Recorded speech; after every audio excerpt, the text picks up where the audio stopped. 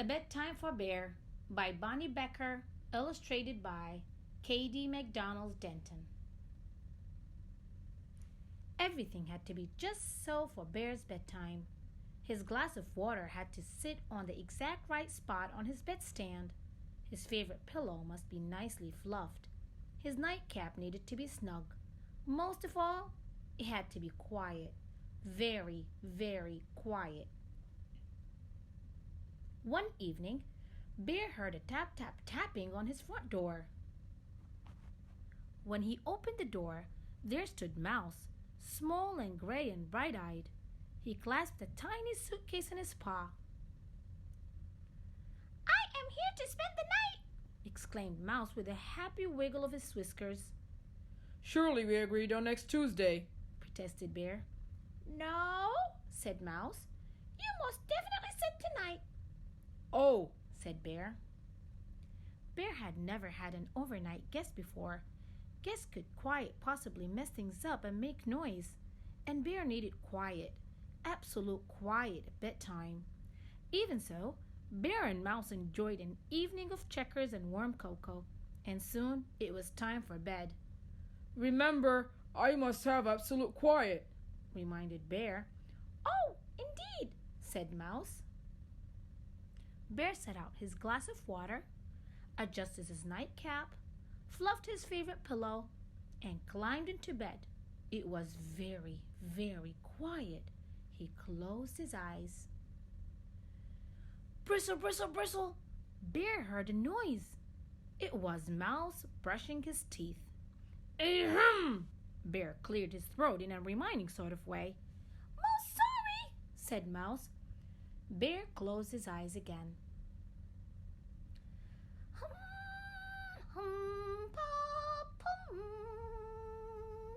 Mouse hummed while he put on his nightshirt.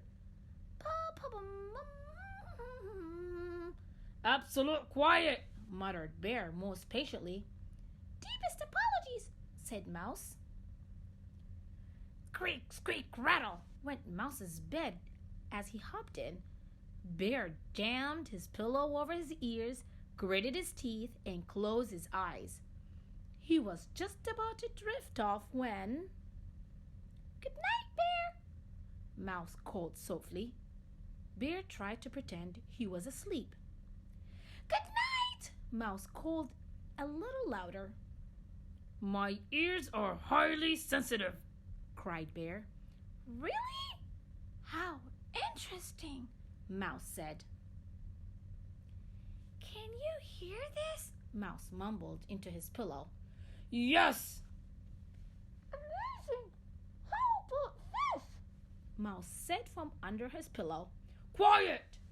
Mouse slipped under his blankets, crawled to the bottom of his bed, and whispered, "Can you hear?" "Silence!" Bear roared. Mouse lit from his bed, went into the closet, and said in the tiniest possible voice into the farthest, darkest, teeniest possible corner of the closet, "Surely you can." "Will this torment never cease?" wailed Bear. "Sorry, Bear. Good night, Bear," whispered Mouse, tiptoeing back into bed as quiet as you know.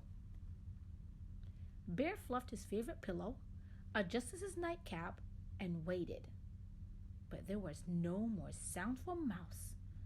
At last it was quiet, very, very quiet. Bear heard a shuffling sound. "Mouse, is that you?" No answer. Bear heard a crick, crick, crick on the floorboards. "I know it's you." No answer. "You can't fool me." Bear growled, but he didn't sound very certain. Bear heard a low moaning noise. "Mouse?" Silence. Bear was sure something rustled on the floor. "Mouse!" he cried. "Wake up!" Mouse tumbled out of bed, small and gray and sleepy-eyed. "What is it?" But Bear couldn't see any rustly, moany sort of thing in his room. His room looked quiet like it always looked. "Nothing," lied Bear, still clutching his blanket to his chin. I must have been talking in my sleep. Bear chuckled, but it was rather quavery. Ah! said Mouse with a glance at Bear. Could I peek under your bed? Asked Mouse. Sometimes I like to check for, things, you know. Well, if you insist, said Bear. Nothing, said Mouse from under the bed. You'll want to check behind the curtains, I suppose, Bear said. All clear, declared Mouse a moment later. You'd better check the closet, offered Bear. Then you won't be the least bit nervous. Mouse came out of the closet, dusting his paws. Not a thing, thank you, Bear. Good night. Wait, said Bear. You'll want a bedtime story, I expect, said Bear. For your nerves. For my nerves? Said Mouse. Oh, indeed, I'm quite shaken. Then with an eager flick of his tail, he settled on Bear's favorite pillow, and Bear told him all about the adventures of the brave, strong bear and the very frightened little mouse. Soon, Bear began to yawn. Mouse yawned too. Good night, Bear, said Mouse. Good night, Mouse, Bear mumbled. Then Bear began to snore, loudly, but Mouse just smiled. And soon, Mouse and Bear were fast asleep. Shh. The end.